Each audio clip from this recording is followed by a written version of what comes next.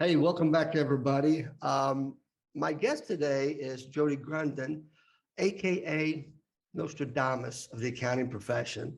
And I say that tongue in cheek, but I think throughout this interview, you're going to see what type of foresight and what type of vision this gentleman has and what he's done to position his organization in a way to compete in the accounting profession in a very unique way. And first and foremost, Jody, thank you for taking time out of your busy schedule to spend some time with me on the podcast. Yeah, thanks, Peter. This is going to be fun. God, now he set that bar. Now I got to make it fun. Okay, here we go. um, so I'll just ask this first question. And what was it about? What was it? What was going on in your life at the time that you sat back and said, you know what? I want to do something different. I want to start my own Summit CPA firm. So what was going on at that time? Yeah, that's a great question. So I started out in public accounting with two large regional accounting firms, and both are great firms. Love working with them. The only problem was it was taking a lot of time. So I was spending a ton of time during busy season, 50, 60, 70, 80 hours a week in some cases, and it wasn't something that I wanted to do long term. It was one of those things. Every December came around, I started getting throwing up. I started getting physically sick because it was like just thinking of what was going to happen these next 3 or 4 months, because it really was pretty tough. And so I thought, hey, this isn't working out. I decided to get out of the public accounting, didn't like it. It wasn't for me. And then I worked in the corporate world. So I worked in there for another 3 years. And at first it was great, exciting, something new. After a while, it became Groundhog Day. It was one of those things of doing the same thing over and over and over again. I streamlined my position where I was working 50 hours a week when I first started to maybe 25 hours a week, because I automated as much as I could. Took a 45, 50-hour week job down to something like that. I was running a 250. I wasn't running it, but I was the tax person / cash management person for a $250 million manufacturing company. So I had a lot of things going on, right? And so at that point, it was like, well, this is so boring. It was one of those things that I can't do this forever. I feel like I'm taking advantage of the company because I'm not putting all that effort in, all that kind of stuff. And I decided, I'm going to venture out on my own. And at that time, a local, or actually a regional firm, smaller regional firm approached me and said, hey, would you like to run this office for us? I'm like, yeah, sure, I can do that. And when I broke it to the manufacturing company, they're like, hey, only way you're going to do that is if you take us with you, at least on the tax side. Because they were so big, they required audits. We couldn't do the audit. And so I'm like, yeah, that's great. And at that time, it was like a $35,000 tax return. And, back then in 2000, 2001 ish, that was a lot of money. It still is today, but that was a lot of money. And I was like, okay, this is something that at least I've got something going. And short story on the regional firm, it just wasn't me. It wasn't a good fit. And so I thought, hey, I'm going to venture out on my own and start my own practice. And with that, it was one of those deals where I wanted to make sure that I did things differently than what I learned from, the other CPA firm I learned from corporate. The first thing was I was going to dress down. I was going to dress like a regular person dresses, not in a suit and tie. Back then, all the accountants had suspenders. I was guilty of it. I've got still a closet full of ties I haven't worn in years. But with that, suit and tie stuff, I said, we're going to dress down. We're going to act like the normal person or normal client, maybe Dockers and a polo or something like that. And then I also said, hey, no one on our team is going to work more than 40 hours a week. So we got to figure a way to do this, because that was the reason I left public accounting, was because of the overwork, initially. And with that, we got to figure that out. And that was, something we had there. And then the other thing was we didn't want to work on an hourly rate. So I wanted to see, hey, how can we do things differently where we're not billing people by the traditional accounting way of doing things, which is hourly. And back then, that's all it was. There wasn't no firms that we knew of at that point. I'm sure there probably were, but nothing that we knew of that was doing things differently in all three aspects. And so that was our tall task ahead of us. It was just myself, and I hired my now partner. I hired him right out of college. So it was just the two of us when we first started. So you can kind of imagine how that all worked. I bootstrapped the entire thing. I didn't have a huge savings account. I basically, I'd never tell anybody to do this, but I basically started a business on credit cards. It was something that the only way I could get cash, and way back then, cash was pretty easy to get from credit cards, and that's kind of how we started. It took about 2 years for me to get a salary. With that, because you're thinking all the extra effort you're putting in and trying to develop something. So it wasn't something that we just came in and say, hey, we're going to change the way people think about accounting, and boom, it's going to happen. It was a really trial and error thing, And we started off right away. And of course, Adam and I were working a ton of hours because, it was just us. And it's like, well, how are we going to figure this out? And so we thought, hey, for the tax return clients that we had, let's go ahead and change those and make those on a monthly client. And we thought, how, because if we did that, if we met with a monthly, fixed all their issues in accounting, then at the end of the year, their tax return would be really simple. And that kind of helps our, lowers the tax, what we're going to do during the tax season. And we did that. And clients loved it. They loved talking to us on a regular basis. It was kind of, we had a monthly meeting set up. A lot of times we went to the client. Sometimes they came to the office. Sometimes we just did over the phone, but not frequently. And, with that, the clients asked for more. And it was like, okay, that's interesting. They want to know more. Now that they had us, they wanted to know, how does what they have, how does that impact going forward? And so we thought, hey, they really are looking for they're not looking for the financial statements, because we never, in corporate world, I got those all the time. We just put them in a drawer and never looked at them again. But they want, and that's kind of the same thing with them. They didn't know how to read them anyway. So, so just producing them and giving them to them wasn't really a big help, but they wanted to know how we can take that information, right, and how we can kind of go forward, and not just go forward on the revenue and the income side, which is kind of nice for what tax planning, but they want to know what that's going to impact their cash. Are they going to be short in cash in November here or in January? If I hire 2 employees, how's that going to impact things? And that's what they really wanted to know. And so with that, we started creating meeting cadences, like the forecasting meeting, which we met with them to go through all that information from. And again, they asked for more and more and more. And we're like, well, what else do you want us to do for you? And they're like, well, hey, can you meet with us more weekly on our short-term cash? I know we're talking long-term cash. What about our short-term cash? I'm like, yeah, we could do that. And so we started creating, weekly cadences with weekly meetings and stuff. Well, that was kind of solving the issue of, hey, we're going to change the way people think about accounting, and we're actually going to, get rid of the hourly billing, because we right away we went to flat fee billing. And with that, we went to flat fee billing. And the reason we did that, it was because the hourly thing, we tried it, even though that we said we're not going to do it, we tried it anyways. And it seemed like all of our conversations would talk about our bill, why do you charge for this quarter of an hour and all that kind of stuff. It was like, geez, I don't want to talk about this information. I want to talk about their company. And so we decided to do the flat fee thing, which almost put us out of business. And I'll get to that here in a second. But what the flat fee thing allowed us to do is allowed us not to be the bank. Because remember, we bootstrapped the company.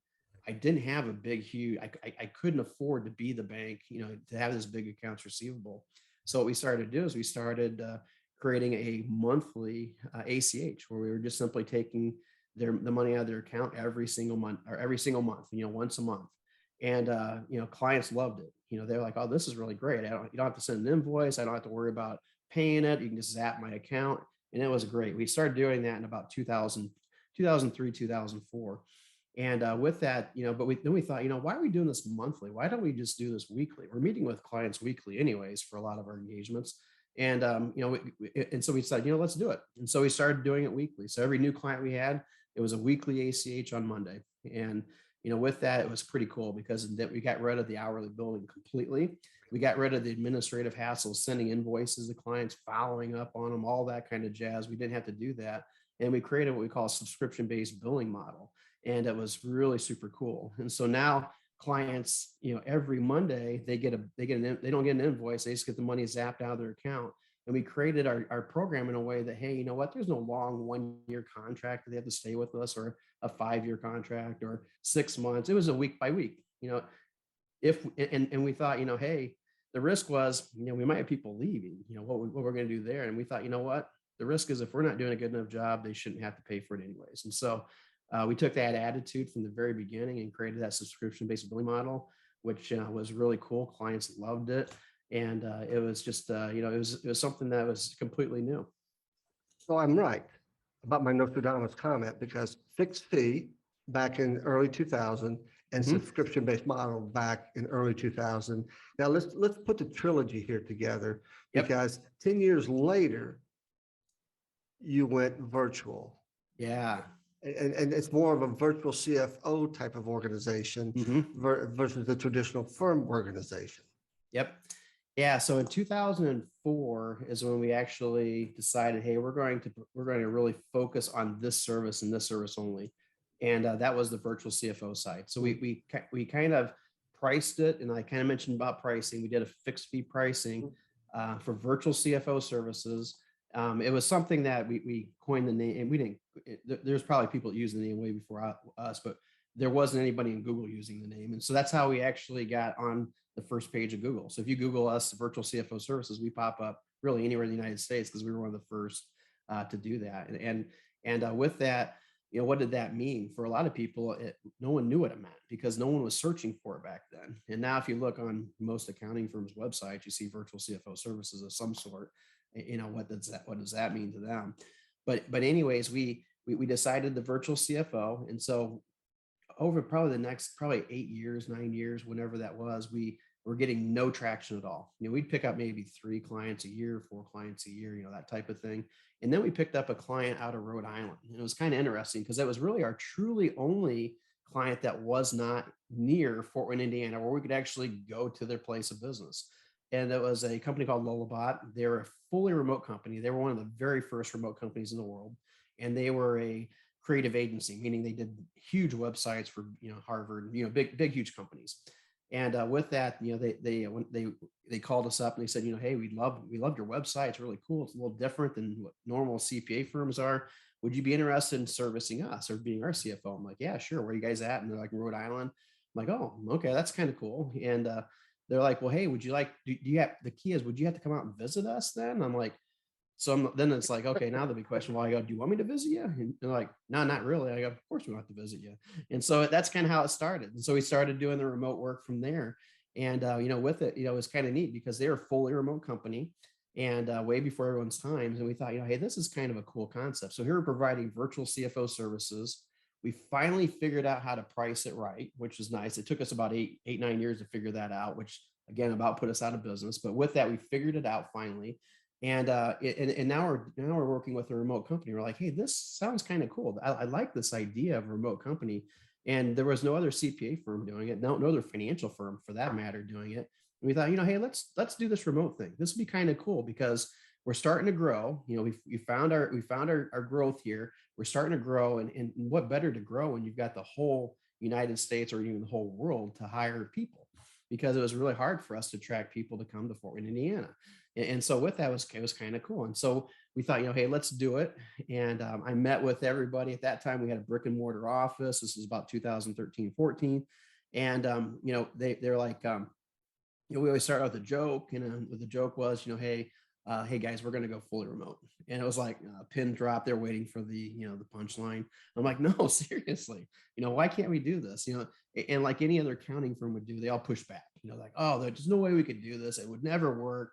They gave me every excuse in the world. I'm like, well, why is this company working out so well? And how can we service clients remotely, but not work remote ourselves? It doesn't make any sense. And I finally gave up, because they're like, no, they couldn't do it. Even my partner was like, nope, can't do it.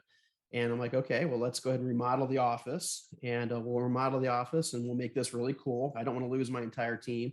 And so I kicked everybody out for 6 weeks, remodeled the office, put TVs in their offices, made the cubes bigger. Oh, it was really cool. I mean, it was really a state of the art type office. Spent over $100,000 at that time, and asked for everybody to come back in. I was pretty excited about the grand opening. I hadn't even got the sign up yet.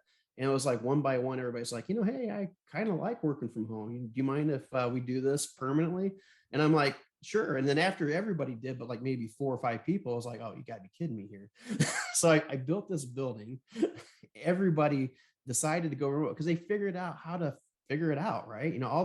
They figured, just like the pandemic, fast forward the pandemic, nobody wanted to go remote because we talk all over the place about how great it is. And everybody gave their excuses. Oh, it never worked for us. Nobody would want to do it, blah, blah, blah, blah, blah, blah.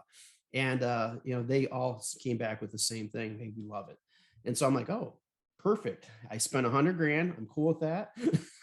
And now let's go ahead and hire only outside of Fort Wayne, Indiana, because we're going to make this a permanent thing where we can't go back. And with that, we did. We started hiring outside of Fort Wayne, and it was awesome. It was a great timing. And at the same time, we found our vertical because that creative agency was so cool that we really found our niche that we really wanted to work in. So we focused on that niche. It blew things up. We, instead of picking up 4 a year, we were picking up 11 in the first month. It was like, oh my gosh, this is unreal. And which was great because we just went remote. So now we've got the world to hire from. And so it was just like a really cool dynamic. And it was like it spun really quickly.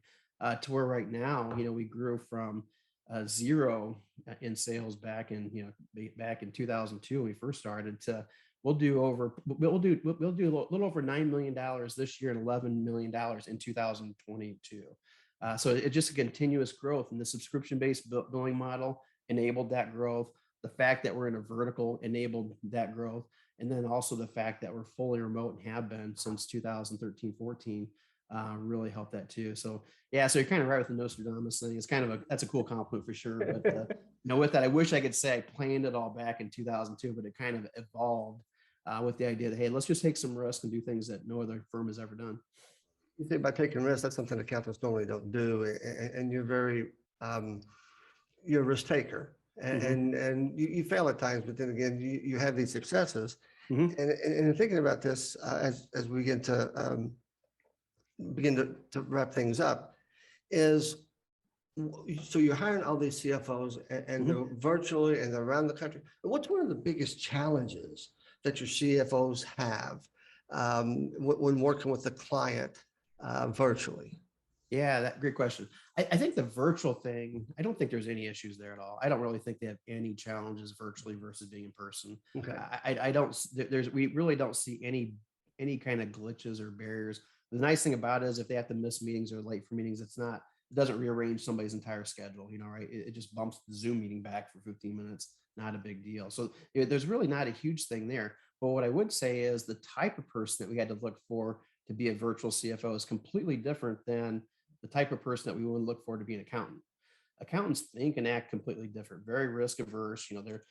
They're very to the books, head down, grinding things out. And so we had to look for personalities that kind of fit outside that mold, which it's very difficult to find. So you have to look for the person that's willing to take a risk, the person that can communicate really well with people, the person that can read people, has a very high EQI, high emotional intelligence, and somebody that can really kind of then steer the conversation, help the person solve their own problems. And so that's a unique individual. And so we had to change the way that we hired people because we were trying to throw accountants in that position and it just wasn't working.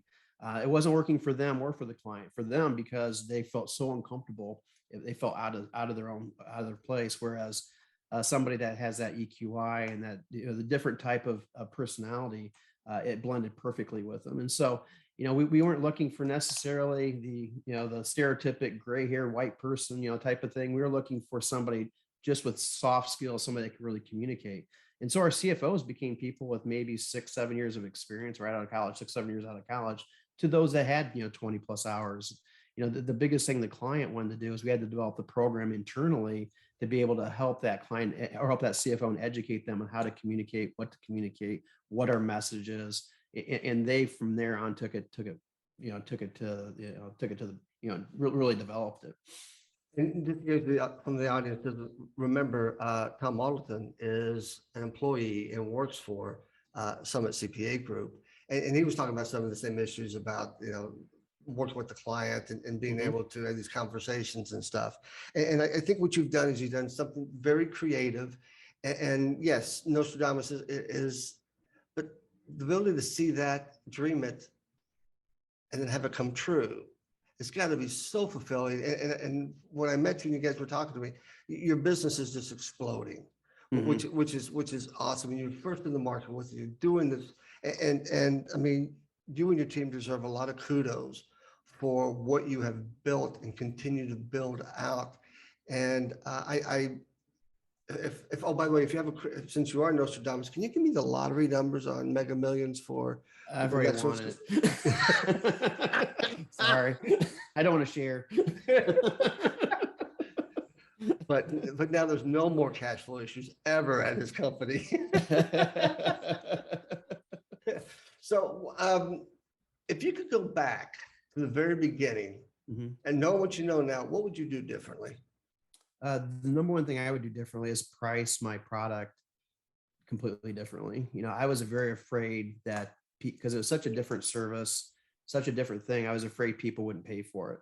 And what I found is that it took me 8 years to figure out how that people actually will pay for it. And you can do this profitably. Our average client way back when was like maybe $10,000 a client. And we're like jumping up, high five each other, like, hey, we just picked up a $10,000 client.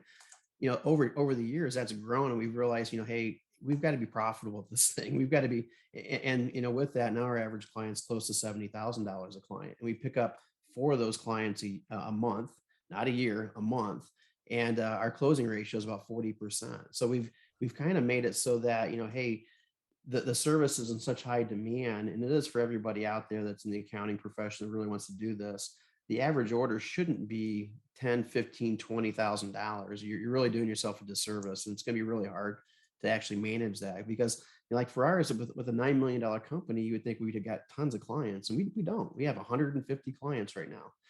$9 million company. You can back into the math there. I would rather work that company than a $6 million company with 700, 800 clients. That to me is a total disaster, and not something that I feel I'd be able to service those clients well. And so the key is pricing it right so that you can pay your employees well, so you have happy employees, so the customer is getting satisfaction, and you've got a solid base to give your customers. And it took us a long time to figure that out. We didn't figure it out overnight. It took us a lot of trial and error. It took us a lot of feedback from clients. And so we really listened to our employees, our clients, and really kind of developed things to where it is now. It'd be nice to have some of those great employees that we had back in the early stages there now, because the company is completely different, from what we'd learned back then. And it's because we finally figured out how to price the product, and pricing is really the key. Jody, I can't thank you enough for spending time here. It has been very interesting. How can people find you? If they want to find me, they can either drop me an email if they like. It's Jody, Jody, at summitcpa.net, SUMMIT CPA.net, or they can just pop on the website, summitcpa.net, and they can find us either way. Well, cool. Well, thank you so very much. And I look forward to more conversations with you, because I'm intrigued by your Nostradamus skills. And I think the next time I have you back, I want to say, let's look at the accounting profession and let's vision out 5, 7, 10 years. I'd love to get your ideas and thoughts on that. Oh, I'd love to share it with you.